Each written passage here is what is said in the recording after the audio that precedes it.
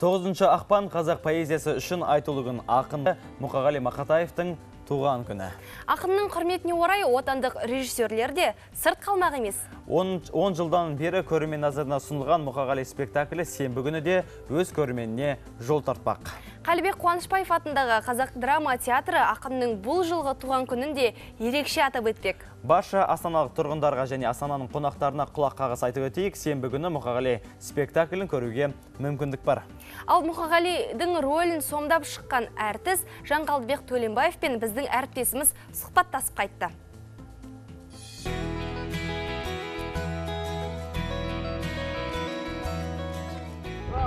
Уағалейкумассалам, Тәуірбек, қалайсың? Жақсы, аман есесің. Көп күтіп қалдың ба? Жоқ аға, болады. Сіз енді өзің білесің ғой, Мұқағали қойылымның 10 жылдығы. Сол мәселеме кешіп бізде. Жақсы, жүр. Театр бізден мынау грим бөлмеде жалғастырайық қалған әңгімені. Бізде қазір дайындық. Ал, төрлет Тәуірбек. Мынау енді біздің өзіміздің Қалибек Қуанышбаев атындағы қара шаңырағымыз. Осында міне 14 жылға барабар уақыт жұмыс істеп жатырмыз, 99-дан бері қарай.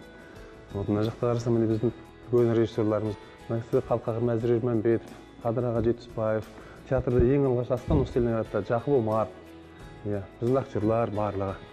Сол, енді бізде қауырт дайындық. Қазір қай жерден грим бөлмесінен бастаймыз ба? Гримға салып, соның арғай сахнада әңгіме сұрық жалғастырайық. Жүр ал, төрлет. Ал, міне Тәуірбек, мынау біздің грим цехы. Бұл жерде біздің Ләйла Скакова деген апамыз гримерші. Сол кісінің арқасында мен қазір Мұқағалидың өз болып шығам. Енді өздерін көресіңдер. Аман сәлем, қалыңыз қалай?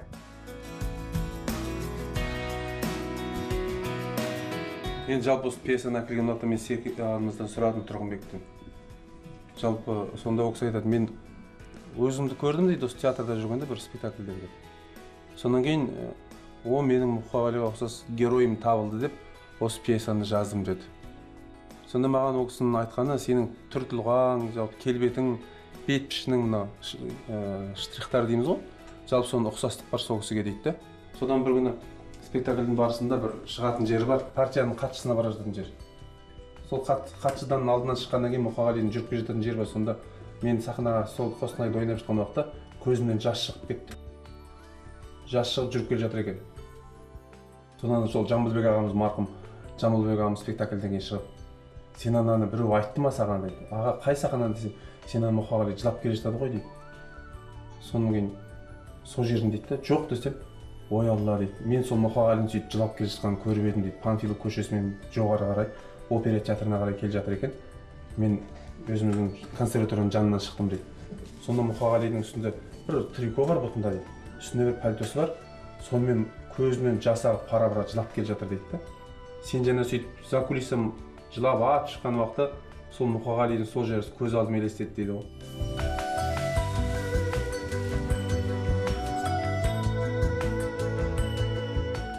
Қалай? Ұқсастық бар ма? Жүр, енді қалған сахнада жалғастырайық. Енді қазір біздің дайындық уақыт. Сондықтан көп актерлардың барлығы қазір жүріп гримда өздерің білесің. Сол, міне осылай 10 шақты жылдың төңірегінде біздің спектакль жүріп келе жатыр. Аға, енді сол спектакльден бір үзінді көрсетіп берсеңіз, мен сізді көрермен ретінде тамашалап отырайын.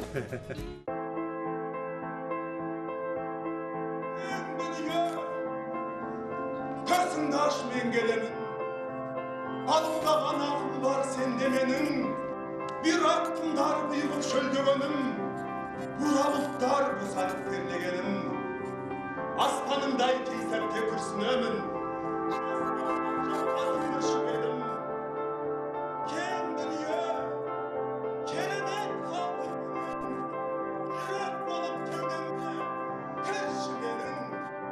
Аға, бана дайындық барысын көрдік. Енді бұйырса осы қойылыммен Қазақстанның түкпір-түкпірін аралап, басқа да көрермендерге ұсынатын жоспарларыңыз бар ма? Енді бізде жылда жоспарлы гастроліміз бар.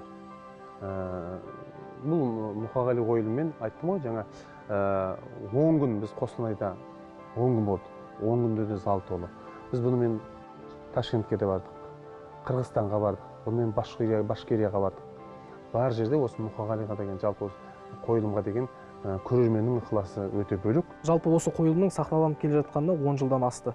Ал сыншылар, осы театр сыншылары қандай баға беріп жүр?